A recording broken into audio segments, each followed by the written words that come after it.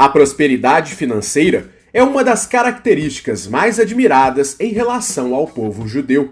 Ao longo da história, os judeus se destacaram por sua capacidade de geração de renda, criação de patrimônio e uma grande habilidade empreendedora em todos os lugares onde estiveram. Ainda que tenham sofrido com vários problemas e tenham lidado com preconceito ao longo do tempo, os judeus continuaram prosperando financeiramente, mesmo nos cenários mais adversos. Prova disso é o fato de que há estudos que afirmam que boa parte da riqueza mundial está nas mãos de judeus, ainda que eles sejam apenas 0,2% da sociedade. A título de exemplo, em nosso canal já contamos a história de vários judeus de sucesso em todo o mundo, como Gary Vaynerchuk, Joseph Safra, Ronnie Meisler, fundador da Reserva, Roberto Justus, George Soros, Alexandre Ostrowiecki, fundador da Multilaser, Gene Simmons, Mark Cuban, Mark Zuckerberg, Howard Schultz, Larry Ellison, Samuel Klein, entre outros. Dentre os bilionários mundiais também estão Sheldon Adelson, Michael Bloomberg, Michael Dell e os fundadores do Google, Sergey Brin e Larry Page. Outro célebre empreendedor judeu é Silvio Santos, que também não esconde sua fé. Por conta disso, há muita curiosidade sobre como funciona a mentalidade do povo judeu e qual é o grande segredo da prosperidade judaica. Para responder a este anseio, foram realizados vários estudos sobre o povo judeu e quais são suas práticas. E neste vídeo, vamos compartilhar uma série de fatos e características que consolidam os segredos da prosperidade judaica. Então, vamos a eles. Número 1. Comércio, empreendedorismo. Um traço marcante da prosperidade judaica é uma cultura de empreendedorismo forte desde suas origens. É muito comum que as famílias judaicas tenham seus próprios negócios e, em especial, comércios. Essa característica mostra uma predisposição à montagem do próprio negócio. Conforme é possível analisar nos vídeos que já produzimos, podemos notar que, em todos os casos, tanto os judeus que criaram sua própria fortuna, quanto os herdeiros que atingiram o sucesso, fizeram fortuna através de negócios próprios. Comércios, escritórios de advocacia, bancos, construtoras, em todos os casos, desde cedo os judeus relatam que são educados para tomarem conta do próprio destino, principalmente através do empreendedorismo. Com a consciência de que os resultados são sempre responsabilidade única e exclusiva deles e que o sucesso só depende de seus esforços, independente das adversidades que existirem no caminho. Esse sentimento de independência e autorresponsabilidade é alimentado desde a infância, em que as crianças são ensinadas a terem responsabilidade pelos atos e aprendem que os grandes feitos dependem de seus esforços. Porém, para empreender, em alguns momentos é necessário ter um capital inicial. Mas afinal, como eles conseguem o dinheiro para empreender? Para responder essa pergunta, vamos ao segundo ponto. Número 2. Trabalho em troca de conhecimento, não apenas pelo dinheiro. Outro pilar da cultura judaica é o desejo constante de aprendizagem. Em vários casos, os judeus não têm o dinheiro necessário para abrirem o próprio negócio, ou então precisam do emprego para sobreviverem temporariamente. Porém, em ambos os casos, o emprego é visto como uma oportunidade de aprender uma nova habilidade, sendo que o conhecimento é mais importante do que o dinheiro recebido. Cada situação é sempre uma oportunidade para aumentar o leque de opções futuras e também para que eles possam ter seus próprios negócios. A título de exemplo, Sasha Vaynerchuk, pai de Gary Vee, criou uma loja de bebidas nos Estados Unidos depois de ter trabalhado durante 5 anos como empregado de seu tio em uma loja de bebidas em Nova York. A partir dos conhecimentos e do capital acumulado por lá, Sasha abriu sua própria loja em uma cidade próxima, no estado de Nova Jersey. Anos depois, a loja se tornou um grande sucesso.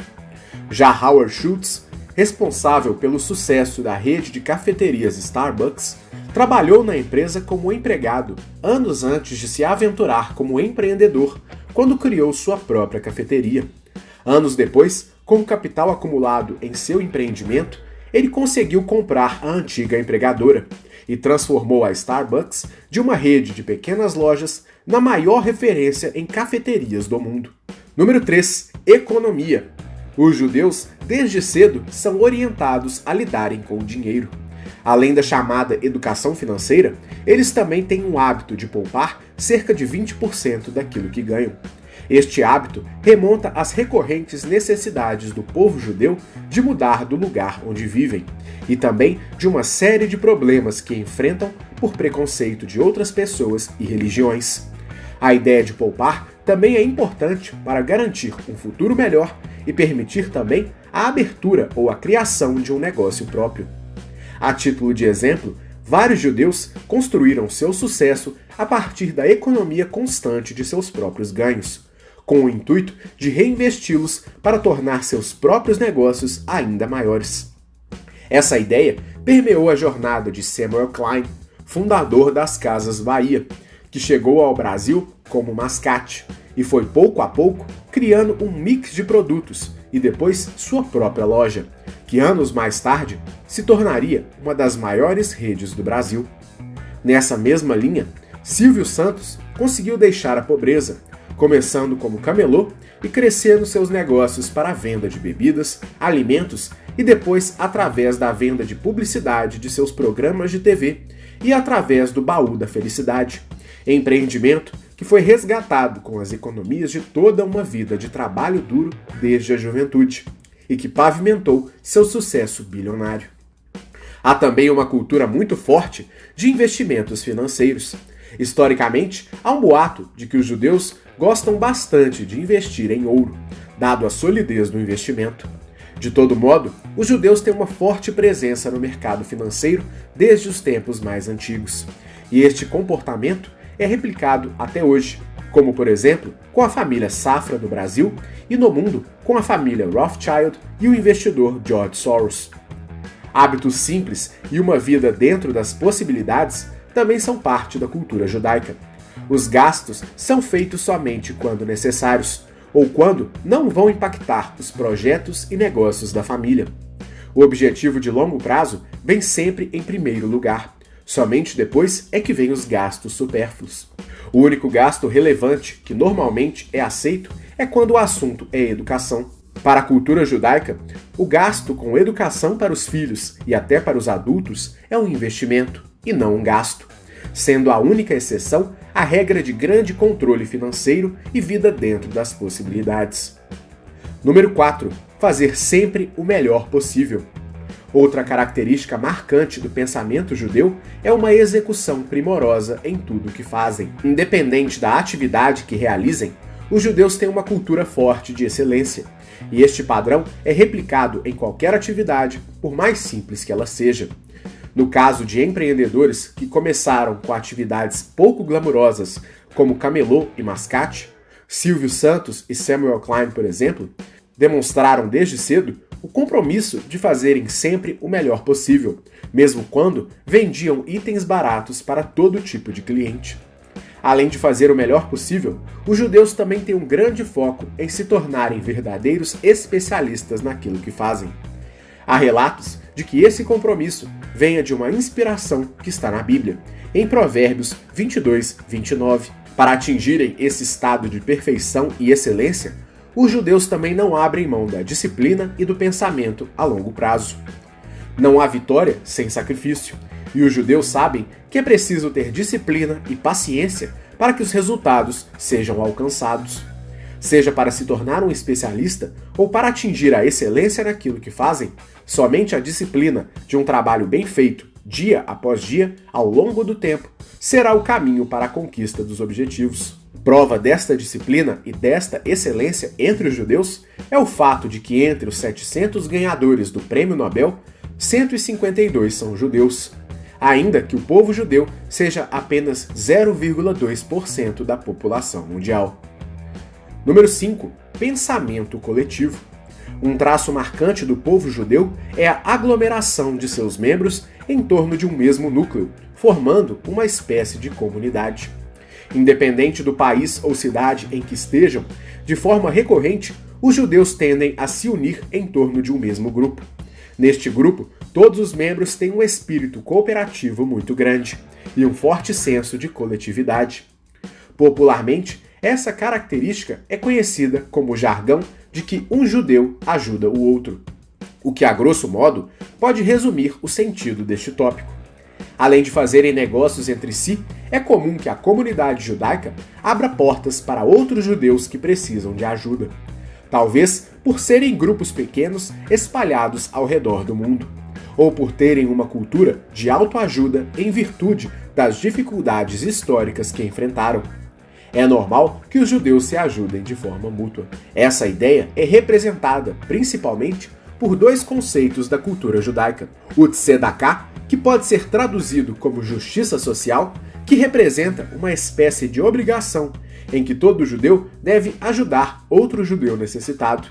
Esta ajuda pode ser anônima, mas em sua forma considerada mais elevada, tem como conceito a ideia de que se deve ensinar a pescar e não dar o peixe ao necessitado.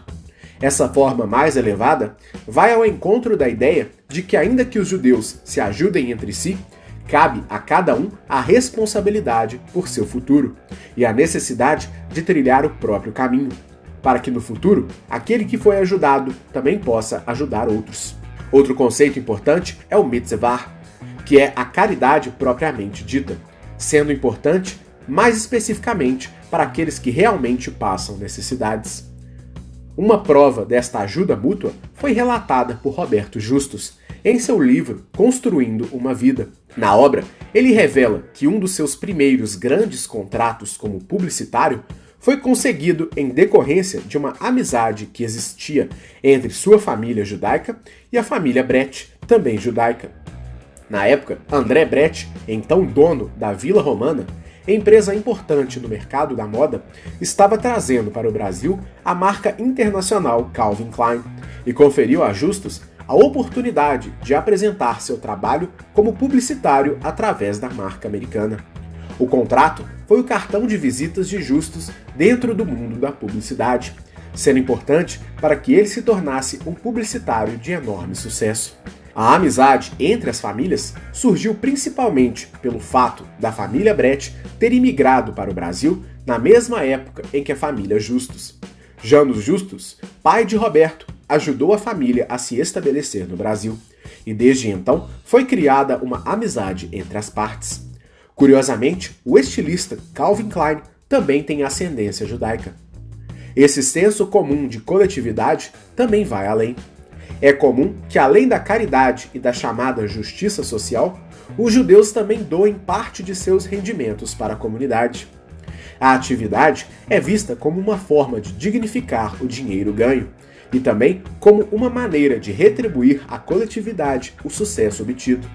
Por conta disso, é normal que existam grandes obras feitas por judeus para a comunidade judaica, tanto em suas cidades quanto no Estado de Israel. Em sentido amplo, há a ideia de que generosidade gera retorno. Em paralelo, essa ideia de senso coletivo e ajuda mútua vai de encontro ao conceito de mastermind trazido por Napoleon Hill em seus livros. A reunião de mentes em torno de um objetivo, que é capaz de produzir resultados extraordinários, muito maiores do que se os indivíduos atuassem separadamente. Em menor escala, esse senso coletivo também é reproduzido nos núcleos familiares. Em geral, os membros de uma família judaica se unem em prol de um mesmo objetivo. Em muitos casos, esse mesmo objetivo é o negócio da família, que muitas vezes é passado de geração em geração. A título de exemplo, Gary Vaynerchuk alcançou fama e reconhecimento mundial após ter trabalhado durante anos com seu pai na loja de bebidas da família. Os irmãos Joseph, Edmond e Moses Safra atuavam conjuntamente nos negócios da família, atividade que também foi-lhes passada pelo pai. Número 6. Humildade para aprender e ouvir repreensões. Além de agarrarem as oportunidades para aprenderem, o povo judeu também tem como cultura a humildade para aprender com outros membros mais experientes e, porventura, também ouvir suas repreensões. Essa ideia de aprender com os mais velhos vai diretamente à ideia de ter um mentor, alguém com quem aprender o que é certo a se fazer. Esse aprendizado é baseado em obediência e humildade para aprender. Boa parte desta ideia faz com que a cultura mantenha suas bases milenares. Além de aprenderem com os mais experientes e os mais bem-sucedidos, os judeus são ensinados a lidar positivamente com a crítica e a repreensão, sendo sempre uma oportunidade para continuar de forma disciplinada o trabalho, procurando sempre fazer o melhor onde quer que estejam. Por conta disso, lidar com a repreensão é algo natural e faz parte de uma ideia de que cada um tem sempre que controlar o próprio ego. Isso inclui não se deslumbrar com seus próprios feitos e também saber ouvir as repreensões de outros membros da comunidade. Número 7. Zelam por sua reputação. Tão importante quanto seus feitos é a maneira como cada judeu é visto na sociedade. Na cultura judaica, o nome é sinônimo de credibilidade. Portanto, é importante zelar pela sua própria reputação. A reputação é o elemento que poderá ser responsável pela maneira como o judeu é visto no mundo, e também vai orientar a forma como o mundo irá se relacionar com ele. Logo, todo o esforço deve ser feito para que o nome de um judeu seja sempre associado à credibilidade e qualidade, para que o sucesso venha a seu encontro. Número 8. O triângulo da prosperidade. Muitas pessoas atribuem o sucesso do povo judeu a uma espécie de predestinação divina, ou pelo fato de o povo judeu ser descendente de Abraão. Porém, segundo o rabino e empreendedor Dor Leon Attar, o segredo dos judeus começa pela ideia de que existe uma espécie de triângulo da prosperidade, que contém os 3 pilares essenciais para o sucesso. Esse triângulo é relatado no livro O Segredo da Prosperidade Judaica, também de Dor Leon Attar. Neste triângulo, o primeiro pilar é o equilíbrio emocional e físico, o segundo é o equilíbrio financeiro, e o terceiro é o fato de o povo judeu viver o seu propósito de vida. Mas, afinal de contas, como seguir os ensinamentos desse triângulo e aplicá-los em nossa vida? Primeiro, vamos trabalhar o equilíbrio emocional. O primeiro ensinamento sobre este pilar é saber que somos guiados essencialmente pelas nossas emoções, e saber lidar com elas é extremamente importante. Sentimentos comuns podem nos fazer perder o foco em relação àquilo que queremos, ou até mesmo fazer com que venhamos a nos desviar do caminho da prosperidade. Para se ter ideia, sentimentos como luxúria, raiva e inveja podem ser decisivos para nos tirar totalmente do caminho do sucesso financeiro. No caso da luxúria, é normal que queremos ter tudo o que está disponível no planeta. O carro do ano, as viagens da moda, as roupas mais caras ou as joias mais brilhantes. Porém, devemos pensar, qual é o custo disto? Será que o fato de estarmos vivendo estas experiências agora não está tirando as chances de termos muito mais riquezas em um futuro próximo? Será que fazer uma dívida para ter um carro importado novo não vai tirar o dinheiro que eu poderia usar para adquirir um ativo que coloque dinheiro no meu bolso? Outro sentimento importante é a inveja, que nada mais é do que querer ter o que o outro tem. Aquela vontade de ter um carro tão novo quanto o do vizinho, de viajar para onde os amigos estão viajando. Todas essas vontades provocam ações que muitas vezes são precipitadas. Será que precisamos realizar esse gasto? Será que precisamos fazer este gasto agora? Na mesma linha, a raiva é outro sentimento importante. A raiva nada mais é do que a perda do controle emocional. Quantas vezes nos deixamos levar por ela e tomamos atitudes que nos arrependemos? Quantas vezes perdemos oportunidades porque estávamos com raiva? Quantas vezes estamos mais preocupados em provar algo para alguém do que fazer o que é certo? Todos esses sentimentos e emoções são comuns e fazem com que a grande maioria das pessoas tome decisões e ações precipitadas, que muitas vezes resultam em dívidas e prejuízos. Por conta disso, um dos pilares do triângulo da prosperidade é o equilíbrio emocional.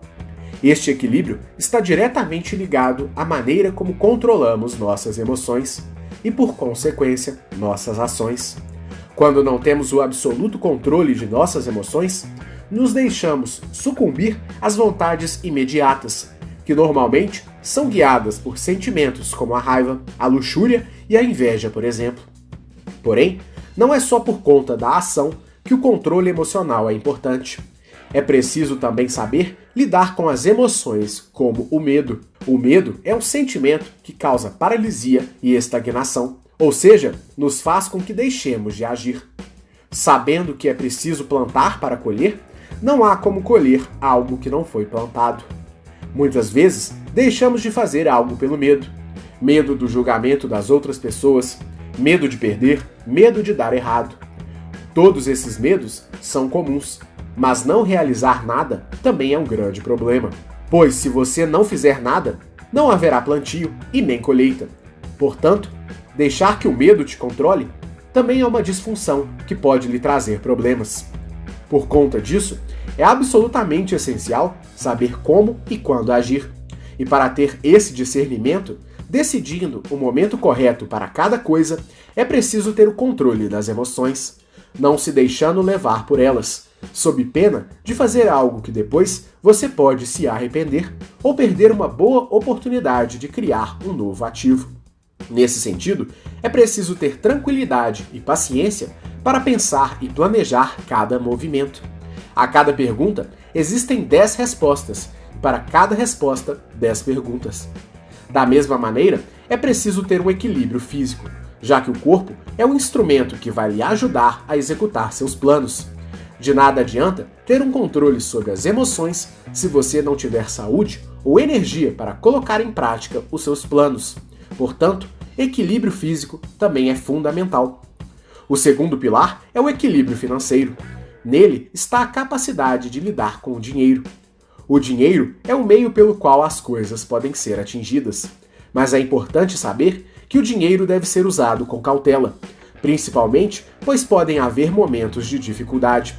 Por conta disso, hábitos saudáveis de poupança e investimento devem ser praticados constantemente. E por fim, o último pilar é o propósito. Cada judeu, desde cedo, é orientado a encontrar a sua missão na Terra, chamada de Tikkun. Ao entender qual é a sua missão, o judeu é orientado a trabalhar arduamente para atingi-la, através de vários hábitos já comentados, como disciplina, planejamento, humildade, economia, entre outros. Essa missão é o que dá a força para que os judeus resistam às adversidades e continuem reticentes em seus objetivos. E um traço marcante faz com que a fé seja um combustível extra na jornada dos judeus. Estes elementos foram reunidos após pesquisa e relato de Audrey Bernache, Dor Leon Attar, Noriel Aboab, entre outros.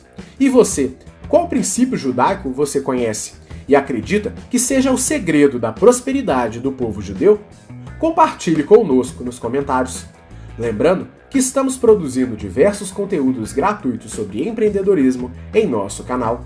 Para continuar recebendo o nosso conteúdo gratuito, se inscreva em nosso canal e acione o sininho das notificações para receber as nossas atualizações. Esperamos que você tenha gostado, um grande abraço e até a próxima!